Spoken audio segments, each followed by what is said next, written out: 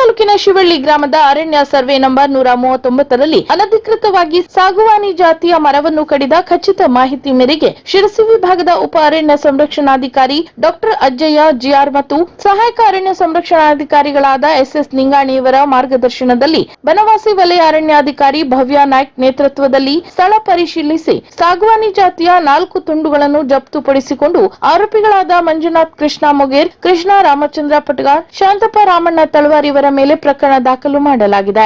ಸದರಿ ಕಾರ್ಯಾಚರಣೆಯಲ್ಲಿ ಕಾರ್ತಿಕ್ ನಾರ್ವೇಕರ್, ಮಲ್ಲಿಕಾರ್ಜುನ್ ಗುದಗಿ, ಬೋಜು ಚೌಹಾಣ್ ಹಾಗೂ ಸಿಬ್ಬಂದಿಗಳಾದ ಶ್ರೀಧರ್ ನಾಯ್ಕ್, ವಾಹನ ಚಾಲಕ ನವೀನ್ ನಾಯ್ಕ್ ಪಾಲ್ಗೊಂಡಿದ್ದರು. ಶಿರಸಿ ನಗರದ 32 ವಾರ್ಡ್ ವ್ಯಾಪ್ತಿಯ ಸಾರ್ವಜನಿಕರಿಗೆ ಕುಡಿಯುವ ನೀರು ನೀಡುವ ಸಲುವಾಗಿ 65 ಕೋಟಿ ರೂಪಾಯಿ ಅಮೃತ್ ಯೋಜನೆ ಅನುದಾನದ ಅಡಿಯಲ್ಲಿ 192 ಕಿಲೋಮೀಟರ್ ಪೈಪ್ಲೈನ್ ಕಾಮಗಾರಿಯನ್ನು ನಗರದಲ್ಲಿ ಈಗಾಗಲೇ ಪ್ರಾರಂಭ ಮಾಡಲಾಗಿದೆ. ಇದರಲ್ಲಿ ಈಗ 92 ಕಿಲೋಮೀಟರ್ನಷ್ಟು ಪೈಪ್ಲೈನ್ ಕಾಮಗಾರಿ ಮುಗಿದಿದೆ. ಉಳಿದ ಕಾಮಗಾರಿ ಪ್ರಗತಿಯಲ್ಲಿದ್ದು ಎಂಜಿನಿಯರ್ ಮತ್ತು ಗುತ್ತಿಗೆದಾರರಿಗೆ ನೀಡಿದ ಅವಧಿಯಲ್ಲಿ ಮುಗಿಸಿಕೊಡುವ ಜವಾಬ್ದಾರಿ ಅವರದ್ದು ಎಂದು ಶಾಸಕ ಭೀಮಣ್ಣ ನಾಯ್ಕ್ ತಿಳಿಸಿದರು. ಶಿರಸಿ ನಗರದ 31 ವಾರ್ಡ್ ವ್ಯಾಪ್ತಿಯ ಸುಮಾರು 65 ಕೋಟಿ ಹಣದಲ್ಲಿ ಅಮೃತ್ ಯೋಜನೆಯಲ್ಲಿ ಪಾಲಿರ್ತಕ್ಕಂಥ ಯೋಜನೆ ಇದು ಈ ನಗರಕ್ಕೂ ಕೂಡ ನೀರು ಕೊಡ್ತಕ್ಕಂಥ ಮನೆಮನೆ ನೀರು. ಇದರಲ್ಲಿ ಈಗಾಗಲೇ ಕೆಲಸವನ್ನು ಪ್ರಾರಂಭ ಮಾಡ್ತಾರೆ. ಪ್ರಾರಂಭ ಅಂದರೆ ಏನಾಯಿತು, ಮೊದಲು ಕಾರ್ ಹಾಕ್ತೀವಿ ಕೆಲವೊಂದು ಹಾಗಾಗಿ ಚಾಲನೆ ಈ ನಮ್ಮದೇನೋ ಉದ್ಘಾಟನೆ ಗುಡ್ಡಿ ಪೂಜೆ ಅದೇನೇ ಇರಲಿ, ಬಟ್ ನಮಗೆ ಕೆಲಸಗಳು ಆಗ್ತದೆ ಅಂತ ದೃಷ್ಟಿಯಿಂದ ನಾವು ಚಾಲನೆ ಕೊಡ್ತೀವಿ. ಇಲ್ಲಿ 192 ಕಿಲೋಮೀಟರ್ ನಮ್ಮ ಶಿರಸಿ ನಗರದಲ್ಲಿ ಟೋಟಲ್ ಪೈಪ್ಲೈನ್ ಹೋಗುತ್ತಾರೆ. 192 ಕಿಲೋಮೀಟರ್ ಪೈಪ್ಲೈನ್ ಹೋಗುತ್ತಾರೆ. ಇದರಲ್ಲಿ ಈಗಾಗಲೇ ಅವ್ರು ಪೈಪ್ ಹಾಕಿರುವಂಥದ್ದು 72 ಕಿಲೋಮೀಟರ್ ಪೈಪ್ಲೈನ್ ಹಾಕಿದ್ದಾರೆ. ನಾವು ಇದ್ರ ಬಗ್ಗೆ 2-3 ಸರ್ತಿ ನಾವು ನಗರಸಭೆಯಲ್ಲಿ ಎಲ್ಲ ನಮ್ಮ ಅಧ್ಯಕ್ಷತೆಯಲ್ಲಿ ಎಲ್ಲ ಗೌರವಿತ ಕೌನ್ಸಿಲರ್ ಎಲ್ಲರೂ ಸೇರಿ ಸಭೆಯನ್ನು ಮಾಡಿ ಅದಕ್ಕೆ ಸಂಬಂಧಪಟ್ಟ ಇಂಜಿನಿಯರ್ಸನ್ನು ಕಾಂಟ್ರಾಕ್ಟರ್ನ ಕರೆಸಿ ಇನ್ನು ಈ ಒಂದು ಬೃಹತ್ ಕಾಮಗಾರಿಗೆ ಸಂಬಂಧಿಸಿದಂತೆ ಈಗಾಗಲೇ ನಗರಸಭೆ ಆಯುಕ್ತರು, ಅಧ್ಯಕ್ಷರು, ಸರ್ವ ಸದಸ್ಯರು, ಎಂಜಿನಿಯರ್ಸ್ ಮತ್ತು ಗುತ್ತಿಗೆದಾರರ ಜೊತೆಗೆ 2 ಬಾರಿ ಸಭೆಯನ್ನು ಮಾಡಲಾಗಿದೆ. ಪೈಪ್ಲೈನ್ ಕಾಮಗಾರಿ ನಡೆದ ಎಲ್ಲ ಸ್ಥಳದಲ್ಲಿ ರಸ್ತೆಗಳು ಹಾಳಾಗಿವೆ ಎಂದು ಅನೇಕ ದೂರುಗಳು ನನ್ನ ಗಮನಕ್ಕೆ ಬಂದಿವೆ. ಅದಕ್ಕಾಗಿ ನಾನೇ ಖುದ್ದಾಗಿ ಬಂದು ಸ್ಥಳ ವೀಕ್ಷಣೆ ಮಾಡುತ್ತಿದ್ದೇನೆ. ಸಾರ್ವಜನಿಕರಿಗೆ ತೊಂದರೆ ಆಗದಂತೆ ಪೈಪ್ಲೈನ್ ಕಾಮಗಾರಿ ನಡೆಸಬೇಕು. ಕಾಮಗಾರಿ ನಡೆದ ಎಲ್ಲಾ ಸ್ಥಳಗಳಲ್ಲಿ ಚೆನ್ನಾಗಿ ಕಲ್ಲು ಮಣ್ಣು ಹಾಕಿ ಸರಿಯಾಗಿ ನೀರು ಉಣಿಸಿ ಅದರ ಮೇಲೆ ರೋಲರ್ ಮಾಡಿ ನಂತರ ಅದಕ್ಕೆ ಡಾಂಬರ್ ಮಾಡುವಂತೆ ಎಂಜಿನಿಯರ್ಸ್ ಮತ್ತು ಗುತ್ತಿಗೆದಾರರಿಗೆ ಖಡಕ್ ಸೂಚನೆ ನೀಡಲಾಗಿದೆ ಎಂದು ಇದೇ ವೇಳೆ ತಿಳಿಸಿದರು. ಹೊಡೆದು ಜನಗಳಿಗೆ ಎದುರಿಗೆ ತೊಂದರೆ ಆಗಿದೆ, ಕೆಟ್ಟ ರಸ್ತೆಯೆಲ್ಲ ಬಿಟ್ಟುಕೊಡಿ ಅಂತ.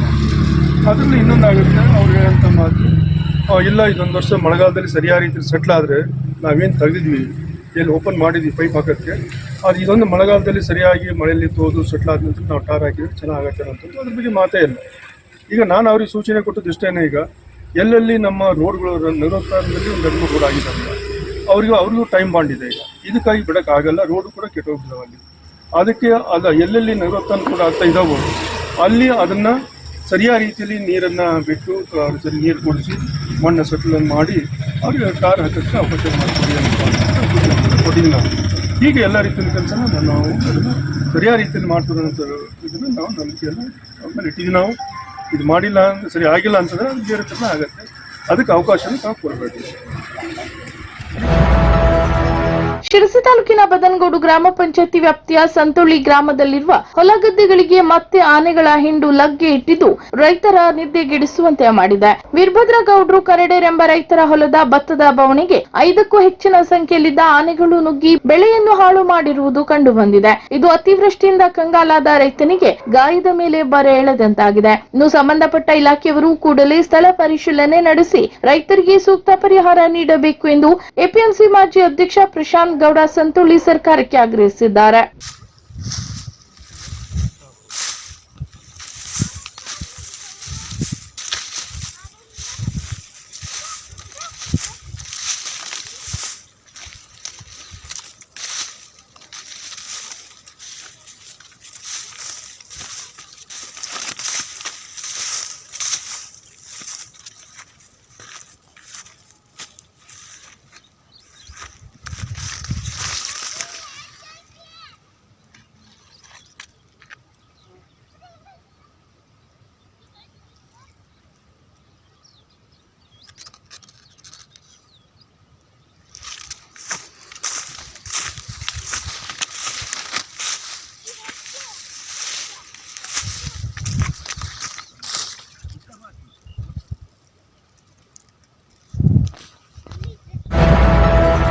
ಶಿರಸಿ ನಗರದ ಟಿಎಸ್ಎಸ್ ಪ್ರಧಾನ ಕಚೇರಿ ಆವರಣದಲ್ಲಿ ಫೆಬ್ರವರಿ 9ರ ರವಿವಾರದಂದು ಸುಗ್ಗಿ ಸಂಭ್ರಮ ವಿಶೇಷ ರಿಯಾಯಿತಿ ಮೇಳದ ಸಂದರ್ಭದಲ್ಲಿ ಆಯೋಜಿಸಿದ್ದ ಜನಪದ ನೃತ್ಯ ಸ್ಪರ್ಧೆಯಲ್ಲಿ ಸುಮಾರು 10 ತಂಡಗಳು ಭಾಗವಹಿಸಿ ಅತ್ಯುತ್ತಮ ನೃತ್ಯ ಪ್ರದರ್ಶನ ನಡೆಸಿಕೊಟ್ಟರು. ಇನ್ನು ಜನಪದ ನೃತ್ಯ ಸ್ಪರ್ಧೆಯಲ್ಲಿ ಕಂಚಿಕೊಪ್ಪ ಶಾಲೆಯ ಅರುಣ್ ಹೆಗಡೆ ಹಾಗೂ ಸಂಗಡಿಗರು ಪ್ರಥಮ ಬಹುಮಾನ ಪಡೆದರೆ, ಶ್ರುತಿ ರಾಘವೇಂದ್ರ ಸಂಗಡಿಗರು ಹೆಗ್ಗರಿಸಿಮನೆ ದ್ವಿತೀಯ ಹಾಗೂ ಲಾವಣ್ಯ ಸಂಗಡಿಗರು ದೇವರಕೊಪ್ಪ ತೃತೀಯ ಬಹುಮಾನದ ವಿಜೇತರಾದರು. ಇನ್ನು ಎಲ್ಲಾ ಸ್ಪರ್ಧಾಳುಗಳಿಗೆ ಉಡುಗೊರೆಗಳನ್ನು ನೀಡಿ ಪ್ರೋತ್ಸಾಹಿಸಲಾಯಿತು. ಈ ಒಂದು ಕಾರ್ಯಕ್ರಮಕ್ಕೆ ಶ್ರೀಮತಿ ನಿರ್ಮಲಾ ಎಂ ಹೆಗಡೆ ಗೋಳಿಕೊಪ್ಪ, ಶ್ರೀಮತಿ ಜಯಲಕ್ಷ್ಮಿ ಹೆಗಡೆ ಹಾಗೂ ಶ್ರೀಮತಿ ಶುಭಾ ಭಟ್ ಗಿಳಗುಂಡಿ ಇವರು ನಿರ್ಣಾಯಕರಾಗಿ ಆಗಮಿಸಿ ಕಾರ್ಯಕ್ರಮದ ಯಶಸ್ಸಿಗೆ ಕಾರಣರಾದರು. ಇನ್ನು ಸುಗ್ಗಿ ಸಂಭ್ರಮದ ಅಂಗವಾಗಿ ಆಯೋಜಿಸಲಾಗಿದ್ದ ಉಡುಗೊರೆಗಳನ್ನು ಈ ವೇಳೆ ವಿತರಿಸಲಾಯಿತು. ಅಂತೆ ಟಿಎಸ್ಎಸ್ ವತಿಯಿಂದ ಎಲ್ಲಾ ಕಾರ್ಯಕ್ರಮ ಸಂಯೋಜಕರಿಗೂ ಪ್ರಾಯೋಜಕರಿಗೂ ಸ್ಪರ್ಧಾಳುಗಳಿಗೂ ವಿಜೇತರಿಗೆ ಶುಭ ಹಾರೈಸುವುದರೊಂದಿಗೆ ಧನ್ಯವಾದ ಸಮರ್ಪಿಸಲಾಯಿತು. ಇನ್ನು ಟಿಎಸ್ಎಸ್ ಸಿಬ್ಬಂದಿ ರವಿಚಂದ್ರ ಹೆಗಡೆ ಕಾರ್ಯಕ್ರಮ ನಿರೂಪಿಸಿದರೆ, ಟಿಎಸ್ಎಸ್ ಅಧ್ಯಕ್ಷರಾದ ಗೋಪಾಲಕೃಷ್ಣ ವೈದ್ಯ, ಉಪಾಧ್ಯಕ್ಷರಾದ ಎಂಎನ್ ಭಟ್ ತೋಟಿಮನೆ, ಪ್ರಧಾನ ವ್ಯವಸ್ಥಾಪಕ ಗಿರೀಶ್ ಹೆಗಡೆ ಸೇರಿದಂತೆ ನಿರ್ದೇಶಕರು, ಸದಸ್ಯ ಸಿಬ್ಬಂದಿಗಳು ಈ ವೇಳೆ ಉಪಸ್ಥಿತರಿದ್ದರು.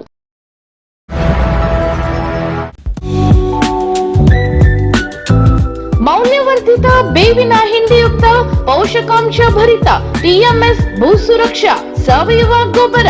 ಭೂಸುರಕ್ಷಾ ಸಾವಯವ ಗೊಬ್ಬರವು ಮಣ್ಣಿನ ನೈಸರ್ಗಿಕ ರಚನೆಯನ್ನು ಕಾಪಾಡಿ ಮಣ್ಣಿನ ಜೈವಿಕ ಆರೋಗ್ಯವನ್ನು ವೃದ್ಧಿಸಿ ಗಿಡಗಳ ಬೇರಿನ ಬೆಳವಣಿಗೆಯನ್ನು ಹೆಚ್ಚಿಸುತ್ತದೆ. ಅಲ್ಲದೆ ಮಣ್ಣಿನ ನೀರು ಹಿಡಿದಿಟ್ಟುಕೊಳ್ಳುವ ಸಾಮರ್ಥ್ಯವನ್ನು ವೃದ್ಧಿಸಿ ಅಡಿಕೆಗೆ ಬೇಕಾಗುವ ಪ್ರಮುಖ ಸೂಕ್ಷ್ಮ ಪೋಷಕಾಂಶಗಳಾದ ಜಿಂಕ್ ಮತ್ತು ಬೋರಾನ್ಗಳನ್ನು ಹೆಚ್ಚಿನ ಪ್ರಮಾಣದಲ್ಲಿ ಹೊಂದಿದ್ದು, ಸಾರಜನಕ, ರಂಜಕ ಹಾಗೂ ಪೊಟ್ಯಾಷ್ ಪ್ರಮಾಣ ಸಹ ಅಧಿಕವಾಗಿದೆ. ಬೇವಿನ ಹಿಂಡಿ ಹಾಗೂ ಸೂಕ್ಷ್ಮಾಣು ಜೀವಿಗಳಿಂದ ಸಮೃದ್ಧಗೊಂಡಿರುವ ಟಿಎಂಎಸ್ ಭೂಸುರಕ್ಷಾ ಸಾವಯವ ಗೊಬ್ಬರ ಬಳಸಿ ಅಧಿಕ ಇಳುವರಿ ಪಡೆಯಿರಿ. ಸಂಪರ್ಕಿಸಿರಿ ಟಿಎಂಎಸ್ ಶಿರಸಿ ಕೃಷಿ ವಿಭಾಗ. Mobile number 9482844422. ದಟ್ಟಕಾನನದ ನಡುವೆ ಅತ್ಯಂತ ಇಳಿಜಾರಿನ ಪ್ರದೇಶದಲ್ಲಿ ಜುಳು ಜುಳು ಹರಿಯುವ ನೀರಿನ ಸೊಬಗು, ರುಚಿ ರುಚಿ ಕಬ್ಬಿನ ಹಾಲಿನೊಂದಿಗೆ ವೈವಿಧ್ಯಮಯ ತಿಂಡಿ ತಿನಿಸು, ಸ್ಥಳೀಯ ಸಂಘಟಕರ ಆದರಾದಿತ್ಯವೆಲ್ಲ ಹೊಸದೊಂದು ಅನುಭವ. ಇದೆಲ್ಲವೂ ನಡೆದಿದ್ದು ಶಿರಸಿ ತಾಲೂಕಿನ ವಾನಳ್ಳಿ ಸಮೀಪದ ಬೂಸನಕೇರಿ ತವರು ಮನೆ ಹೋಮ್ ಸ್ಟೇಯ ಆಲೆಮನೆ ಹಬ್ಬದಲ್ಲಿ. ರಾಜದೀಪ ಟ್ರಸ್ಟ್ ಶಿರಸಿ ಇವರ ಸಹಯೋಗದಲ್ಲಿ ಆಲೆಮನೆ ಹಬ್ಬದ ನಡುವೆ ವಿಶೇಷ ಗಾನ ವೈಭವ ಏರ್ಪಡಿಸಲಾಗಿತ್ತು.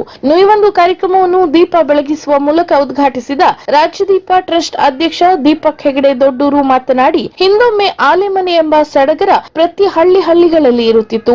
ಆದರೆ ಇಂದು ಕಾಲ ಬದಲಾದಂತೆ ಇಂದಿನ ಯುವ ಪೀಳಿಗೆಯಲ್ಲಿ ಅದರ ಆಸಕ್ತಿ ಕಡಿಮೆಯಾಗುತ್ತಿದೆ. ಅದಕ್ಕೆ ಹತ್ತಾರು ಕಾರಣಗಳಿರಬಹುದು. ಆದರೆ ಈ ಹಬ್ಬದ ವಾತಾವರಣ ಶಾಸ್ತ್ರಬದ್ಧ ನಮ್ಮ ಕಲೆ ಏರ್ಪಡಿಸಿರುವುದು ಒಗ್ಗಟ್ಟಿನ ಸಂಕೇತವನ್ನು ತೋರಿಸುತ್ತದೆ. ನಿರ್ಜನ ಪ್ರದೇಶ, ಸುತ್ತಲೂ ಹಸಿರಿನ ನಡುವೆ ನಮ್ಮ ಸಂಸ್ಕೃತಿಯನ್ನು ಬಿಂಬಿಸುತ್ತಿರುವ ಇಂತಹ ಆಲೆಮನೆ ಹಬ್ಬದ ಸಂಘಟಕರ ಪ್ರಯತ್ನವನ್ನು ಅವರು ಶ್ಲಾಘಿಸಿದರು. ಇನ್ನು ತವರು ಮನೆ ಆಲೆಮನೆ ಹಬ್ಬಕ್ಕೆ 7ನೇ ವರ್ಷ ಇದಾಗಿದ್ದು, ಅತಿಥಿಗಳಾಗಿ ಆಗಮಿಸಿದ ಕೊಳಲು ವಾದಕ ಎನ್ಆರ್ ಹೆಗಡೆ ಮಾತನಾಡಿ, ಹೋಮ್ ಸ್ಟೇ ಮೂಲಕ ನಡೆಸುತ್ತಿರುವ ಪರಿಸರ ಕಾಳಜಿ ಮತ್ತು ವಿನಾಶದಂಚಿನಲ್ಲಿರುವ ಸಸ್ಯ ಪ್ರಭೇದಗಳನ್ನು ಬೆಳೆಸುವಿಕೆ, ಜೇನಿನ ರಕ್ಷಣೆ, ಯುವ ಪೀಳಿಗೆಗೆ ಬೇಕಾದ ತರಬೇತಿ ಶಿಬಿರದ ಕಾರ್ಯಾಗಾರದ ಬಗ್ಗೆ ವಿವರಿಸಿದರು. ನಂತರ ತಾಲೂಕಾ ಪಂಚಾಯತ್ ಇಒ ಸತೀಶ್ ಹೆಗಡೆ ಮಾತನಾಡಿ ಕಾರ್ಯಕ್ರಮಕ್ಕೆ ಶುಭ ಹಾರೈಸಿದರು. ಕಾರ್ಯಕ್ರಮದ ಅಧ್ಯಕ್ಷತೆ ವಹಿಸಿದ್ದ ಮೆಣಸಿ ಗ್ರೂಪ್ ಸೇವಾ ಸಹಕಾರಿ ಸಂಘದ ಮಾಜಿ ಅಧ್ಯಕ್ಷ ಎನ್ಎಸ್ ಹೆಗಡೆ ಕೋಟಿಕೊಪ್ಪ ಆಲೆಮನೆ ಹಬ್ಬ ನಡೆದು ಬಂದ ಬಗ್ಗೆ ವಿವರಿಸಿ, ಇಂತಹ ಸಂಘಟನೆಗೆ ಸಮಾಜ ಹಾಗೂ ಊರ ನಾಗರಿಕರು ಹೆಚ್ಚಿನ ಸಹಕಾರ ನೀಡಬೇಕಾಗಿದೆ ಎಂದರು. ಈ ಒಂದು ಕಾರ್ಯಕ್ರಮದ ವೇದಿಕೆಯಲ್ಲಿ ಶ್ರೀಮತಿ ಎನ್ಆರ್ ಹಾಗೂ ಕೃಷಿಕ ಗಣಪತಿ ಹೆಗಡೆ ದಂಪತಿ ಉಪಸ್ಥಿತರಿದ್ದರು. ನಂತರ ನಡೆದ ಗಾನ ವೈಭವ ಕಾರ್ಯಕ್ರಮ ಎಲ್ಲರ ಮೆಚ್ಚುಗೆಗೂ ಪಾತ್ರವಾಯಿತು. ಶಿರಸಿ ತಾಲೂಕಿನ ಕಾನುಗೋಡು ಪಂಚಾಯತಿ ವ್ಯಾಪ್ತಿಯ ಮಾಹಿತಿ ಕೈಪಿಡಿ ಬಿಡುಗಡೆ, ಬಹುಮಾನ ವಿತರಣೆ, ಸಾಧಕರಿಗೆ ಸನ್ಮಾನ ಕಾರ್ಯಕ್ರಮವು ಯಶಸ್ವಿಯಾಗಿ ನಡೆಯಿತು.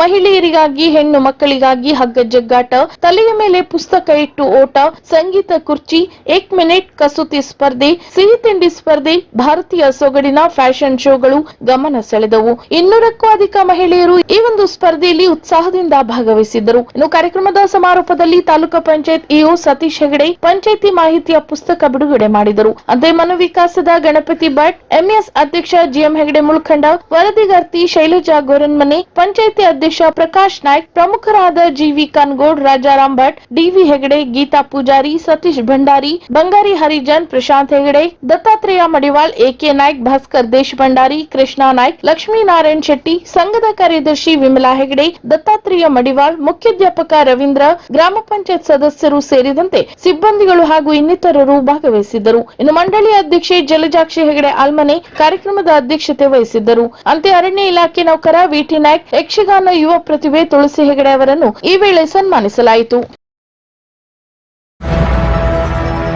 ಅರಣ್ಯ ಭೂಮಿ ಹಕ್ಕಿಗಾಗಿ ಆಗ್ರಹಿಸುತ್ತಿರುವ ಹೋರಾಟಕ್ಕೆ 33 ವರ್ಷ ಕಳೆದ ಹಿನ್ನೆಲೆ 33 ದಿನಗಳ ಕಾಲ ರಾಜ್ಯದ ಎಲ್ಲೆಡೆ ಜಾಥಾ ನಡೆಸಲು ರಾಜ್ಯ ಅರಣ್ಯ ಭೂಮಿ ಹಕ್ಕು ಹೋರಾಟಗಾರರ ವೇದಿಕೆ ನಿರ್ಧರಿಸಿದೆ. ಪ್ರಮುಖ 5 ಕಾನೂನು ವಿಷಯಗಳನ್ನು ಆಧರಿಸಿ ಫೆಬ್ರವರಿ 15ರಿಂದ ಮುಂದಿನ 33 ದಿನಗಳವರೆಗೆ ಈ ಜಾಥಾ ನಡೆಯಲಿದೆ. ಇನ್ನು ಅರಣ್ಯ ಅತಿಕ್ರಮಣದಾರರಿಗೆ ಕಾನೂನು ಜ್ಞಾನ ಹೆಚ್ಚಿಸುವುದಕ್ಕಾಗಿ ಈ ಜಾಥಾ ಆಯೋಜಿಸಲಾಗಿದೆ. ಉತ್ತರ ಕನ್ನಡ ಜಿಲ್ಲೆಯ 163 ಗ್ರಾಮ ಪಂಚಾಯತ್ ವ್ಯಾಪ್ತಿಯಲ್ಲಿ ಈ ಜಾಥಾ ಸಂಚರಿಸಲು ಸಿದ್ಧತೆ ಮಾಡಿಕೊಳ್ಳಲಾಗಿದೆ. ಇನ್ನು ಅರಣ್ಯ ಭೂಮಿ ಹಕ್ಕು ಕಾಯ್ದೆ ಅಡಿಯಲ್ಲಿ ಅರಣ್ಯವಾಸಿಗಳ ಭೂಮಿ ಹಕ್ಕಿಗೆ 3 ತಲೆಮಾರಿನ ದಾಖಲೆ ಕೇಳಲಾಗುತ್ತಿದೆ. ಇದನ್ನು ಕೈಬಿಡಬೇಕು ಎನ್ನುವ ನಿಟ್ಟಿನಲ್ಲಿ ಈ ಜಾಥಾ ಆಯೋಜಿಸಲಾಗಿದೆ ಎಂದು ನ್ಯಾಯವಾದಿ ರವೀಂದ್ರ ನಾಯ್ಕ್ ಮಾಧ್ಯಮದವರಿಗೆ ಮಾಹಿತಿ ನೀಡಿದರು. ಇನ್ನು ಸೋಮವಾರ ಕಾರವಾರದ ಪತ್ರಿಕಾ ಭವನದಲ್ಲಿ ಮಾತನಾಡಿದ ಅವರು, ರಾಜ್ಯದ 25 ಜಿಲ್ಲೆಗಳಲ್ಲಿ 2,95,048 ಅರ್ಜಿಗಳನ್ನು ಅರಣ್ಯ ಹಕ್ಕು ಕಾಯ್ದೆ ಅಡಿಯಲ್ಲಿ ಅರಣ್ಯವಾಸಿಗಳು ಸಲ್ಲಿಸಿದ್ದಾರೆ. ಅದರಲ್ಲಿ 15,798 ಅರ್ಜಿಗಳಿಗೆ ಮಾತ್ರ ಹಕ್ಕುಪತ್ರ ಸಿಕ್ಕಿದೆ. ಪ್ರಥಮ ಹಂತದಲ್ಲಿ 1,84,358 ಅರ್ಜಿಗಳು ತಿರಸ್ಕಾರವಾಗಿದೆ ಎಂಬ ಮಾಹಿತಿ ನೀಡಿದರು.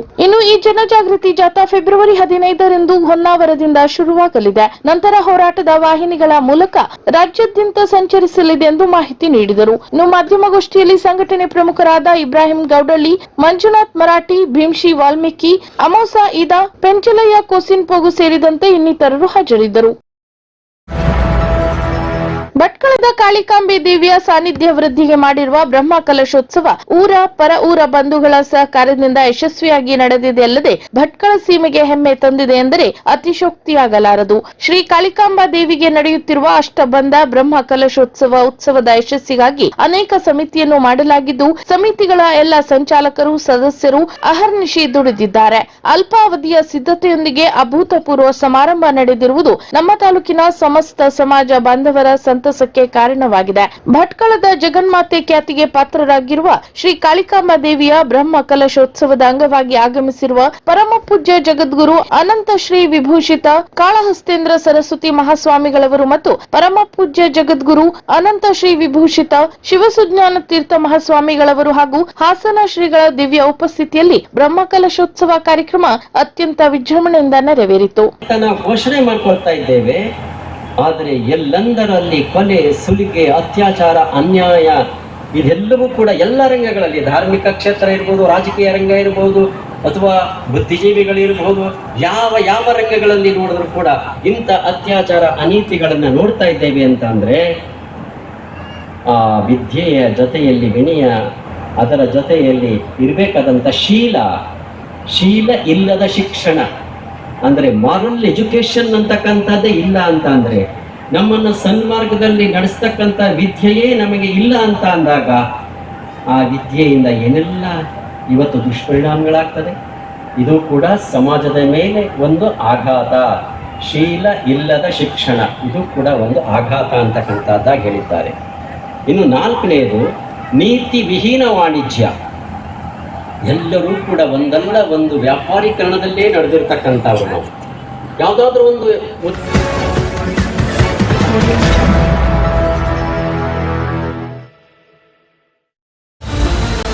ಕದಂಬ ನ್ಯೂಸ್ ಫಸ್ಟ್, ನಿರ್ಭೀತಿಯಿಂದ ನಿಮ್ಮ ಪರವಾಗಿ.